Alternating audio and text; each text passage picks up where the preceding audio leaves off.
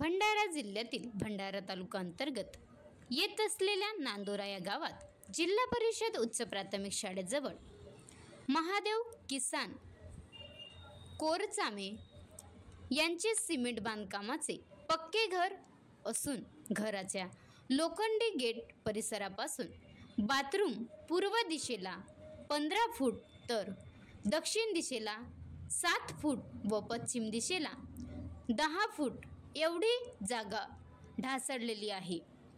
जमीन ढासळल्याने परिवाराला सुरक्षित ठिकाणी हलविण्यात आले आहे।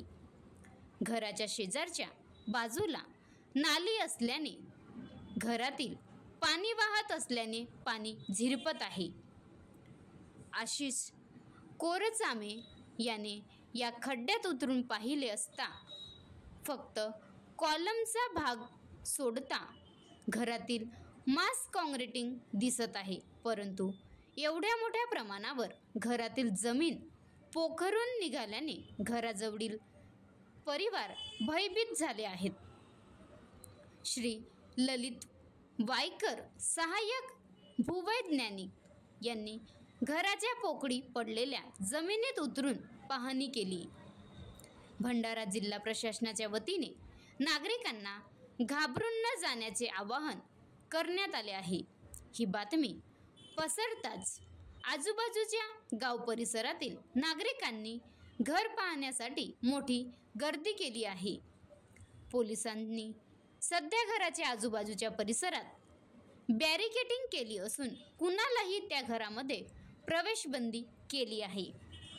उपविभागीय अधिकारी श्री गजेंद्र बालपांडे साहेब, श्री ललित वायकर सहाय्यक भूवैज्ञानिक पाणी पुरवठा विभाग भंडारा, उपविभागीय पोलीस अधिकारी श्री कुलकर्णी साहेब, जवाहरनगरचे पोलीस ठाणेदार भीमाजी पाटील, सहाय्यक पोलीस निरीक्षक पुरुषोत्तम राठोड, नांदोरा ग्रामपंचायतचे सरपंच सौरेखा खोब्रागडे, उपसरपंच रोशन ठोकर, तलाठी संगीता भांडारकर यांच्यासह जवाहरनगर पोलीस स्टेशनचे अधिकारी व कर्मचारी मोठ्या संख्येने उपस्थित होते। मी देवेंद्र प्रशांत गायधनी, नांदोऱ्याचा मूळ निवासी।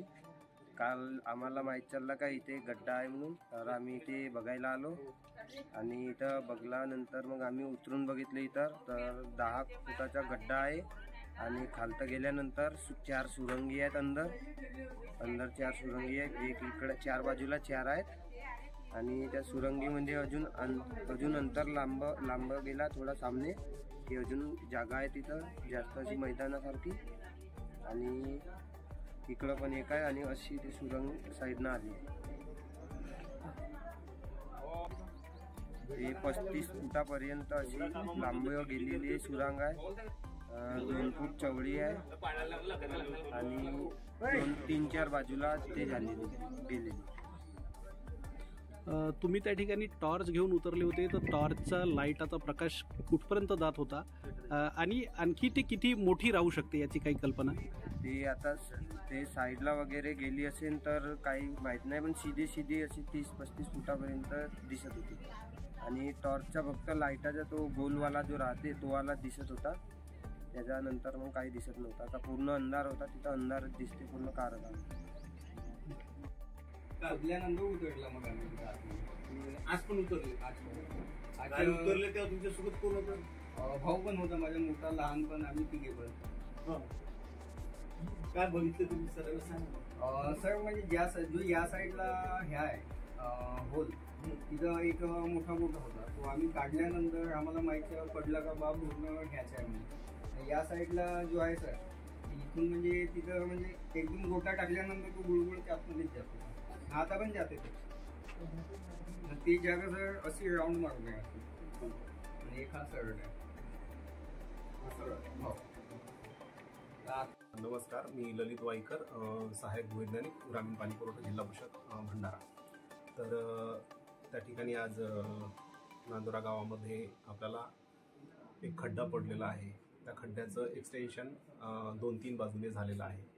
आता प्रथमदर्शनी आपण त्या खड्ड्याचं पाहणी केली असता आपल्याला असं दिसते की पूर्ण खड्ड्याच्या आजूबाजूला खड्ड्याच्या अलॉंग आपल्याला ब्लॅक कॉटन सॉइल दिसते, खडक म्हणून दिसत नाही आणि बाजूला एक नाला गेलेला आहे, ड्रेनेज आहे आणि त्याच्यामुळे ती नाली च्या अलॉंग आपल्याला स्कोरिंग झालेलं असण्याची शक्यता ही प्रथमदर्शनी आपल्याला दृष्टिक्षेपात येत आहे.